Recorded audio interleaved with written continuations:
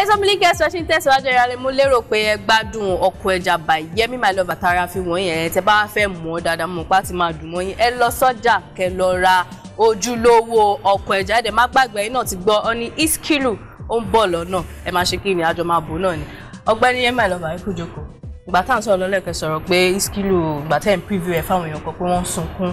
kí ló gba omijé lójú wọn sà. Gẹ́gẹ́ bí tí mo sọ ṣáájú lẹ́kùn pé aṣọ ìgbàlá máa ń dá fúngbà ṣe rí before kí n tún mú báírò mi kí n tún sọ pé mo bẹ̀rẹ̀ sí ń kọ ìtàn máa ń kọ́kọ́ fi gbogbo nǹkan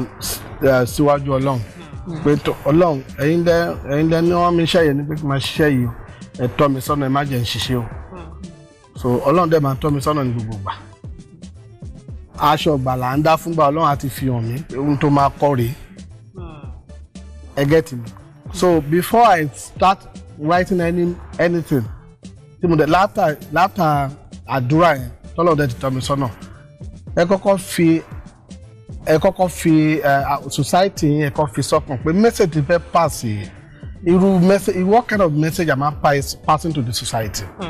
báwo ló ṣe fẹ́ rí lọ́kàn àwọn èèyàn ṣé ètò máa touch wọn ni èyí tó máa kọ́ wọn lẹ́kọ̀ọ́ ni èyí tó máa entertain wọn ni èyí tó máa corrupt wọn ni èyí tó máa tọ́ wọn sọ́nà ni ẹ get me ṣé tí wọ́n bá wo sinimá tó bá touch ẹ̀ nígbà mi ìgbà tó máa fi sun púpọ̀ ní mo gbà ẹ̀ ẹ get me tó máa rí pé kí n máa sọ ìtàn Iskilu orúkọ yẹn ló ń jẹ́ Iskilu ohun tó ṣẹlẹ̀ sí Iskilu nínú sinimá Iskilu ohun tó lágbára lọ́pọ̀lọpọ̀ ni pé ó tó ń gba omi lójú yàn èèyàn tí wọ́n pààyàn sí lọ́rùn wọ́n dẹ̀ lóun ló pa ọba dẹ̀ nìkan lọ bẹ́ ọ̀run ẹ̀ ṣùgbọ́n Ọlọ́run tóbi lọ́ba bó ṣe dèrò lóyìnbó kò yéèyàn ṣe pé ó tó kí òun sun ẹkún lé lórí ṣùgbọ́n ẹkún ayọ̀ ni. When you are watching a film and tó dẹ̀ touch ẹ̀ tó wọn àfi tó nínú gbà ẹ̀ ẹ get me so ohun tó ara nǹkan tó ṣẹlẹ̀ nínú Iskilu ni wọ́n mú sọ pé sinimá ìgbàlódé ó ti yàtọ̀ sí sinimá ìtàtìṣe sẹ́yìn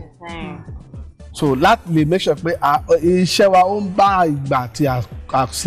àkókò yìí mu ẹ get me báyìí ṣùgbọ́n lágbára Ọlọ́run mo mọ̀ pé nígbà tó bá máa fi jáde ẹ̀wọ̀n èèyàn á tún jẹ́rìí sí ẹ̀yin pàpà ẹ̀ tó bá mi jẹ́rìí sí pé ẹlẹ́wọ̀n Ọkọ Ẹja ẹ̀dẹ̀ bá mi jẹ́rìí sí èmi kọ́ mo ṣe o Ọlọ́run ló bá mi ṣe o torí iṣẹ́ Ọlọ́run ni Ọlọ́run dẹ̀ máa ń ṣe gbogbo nǹkan láṣepé ni. ṣé ká wá sọ pé ẹ mọ̀ pé ẹ̀mí sọ lẹ́ẹ̀kọ́ pé aṣọ ọgbà là ń dá fúngbà ẹ̀dẹ̀ sọ pé nínú Iskilu ẹ tún kọrin ẹ tún jó ṣé ká sọ pé ẹ lọ gba àwọn international dancers pé bẹ́ẹ̀ yà pé nígbà yẹn náà ẹ̀yin fúnra yín lè máa jó níbẹ̀ ṣe máa ń jó níbẹ̀ ṣe máa ń kọrin ṣé ká sọ pé ẹ tún lọ kọ́ sí nípa orin àbẹ́ tún lọ kọ́ sí nípa jó ẹ fi wò pé tá bá tún ṣe lè àyè àtẹ́wọ́ gbà. ara àwọn adviser mi wọ́n sọ pé Yẹmí we are not saying you should not dance we are not saying you should not sing but improve ẹ get me improvement dé bá orin yẹn improvement dé bá ìjó yẹn ẹ lè máa wo àwọn ètò tàti sẹ́yìn dẹ́ pé ẹ máa wá wà bọ́ọ̀rìn but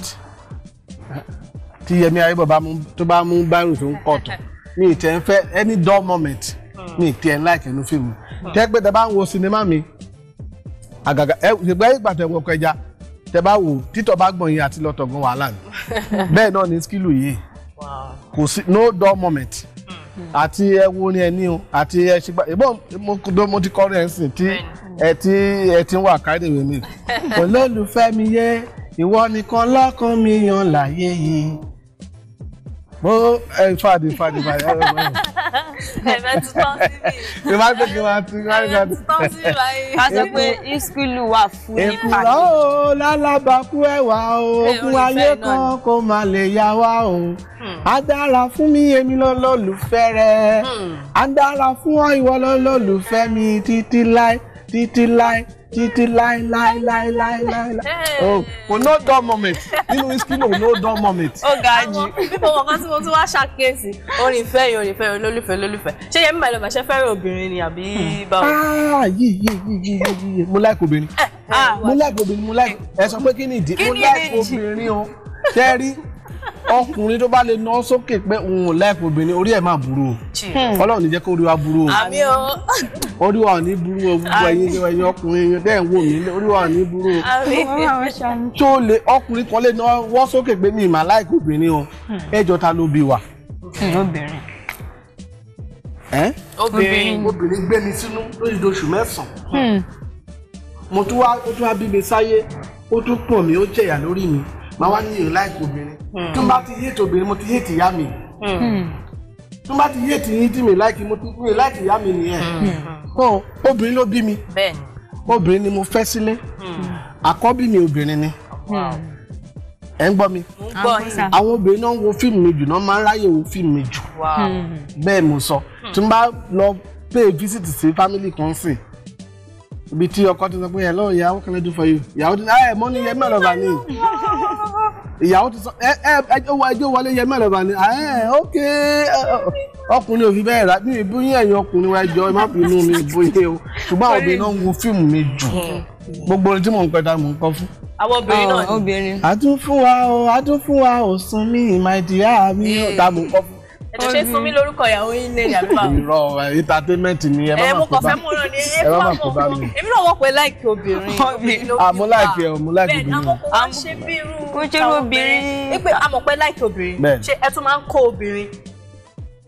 kó obìnrin bí báwo àyẹ̀bá yẹn sọ pé mo láìkí obìnrin. àwọn obìnrin pọ̀ nínú kákọ́ọ̀sì mi kan ní gúúpù bóyá kálágbèrè dé yìí ọ̀gbẹ́ni Yẹmí My Lover. kálágbèrè là ń sọ yìí. àbí bóyá tiẹ̀ níyàwó bíi mẹ́ta àbí mẹ́rin. Bíbélì ní ìwọ kò gbọdọ̀ ṣe kí ni. àgbèrè. panṣágà. ìgbàtẹ́ ìnáyìn náà sẹ́ni láìkí obìnrin gan-an. ibi tẹ ẹ̀yin lẹ béèrè o ìbéèrè tẹ béèrè mo dá yín lóhùn pé ṣe láìkí obìnrin mi ṣe á ní láìkí obìnrin o. ẹ̀ẹ́dẹ̀ ń kó wọn náà àbí. obìnrin pọ̀ ní gúúpù mi tí mo dẹ̀ ń kọ́ iṣẹ́ tó ń kọ́ṣẹ́ tíátà lábẹ́ mi. ẹ̀ẹ́dẹ̀ tún kọ́ wọn ní gbogbo ibi tí ẹ tó wá ń lọ yẹn èmi ò mọ̀ pa ẹ̀.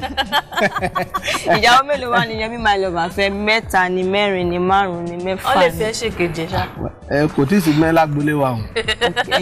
ẹyọkọ náà ni. kò tí ì sí mẹ́lá gbolé níbi tí ilẹ̀ mọ́dé yìí o kò tí ì sí mẹ́lá gbolé wa o.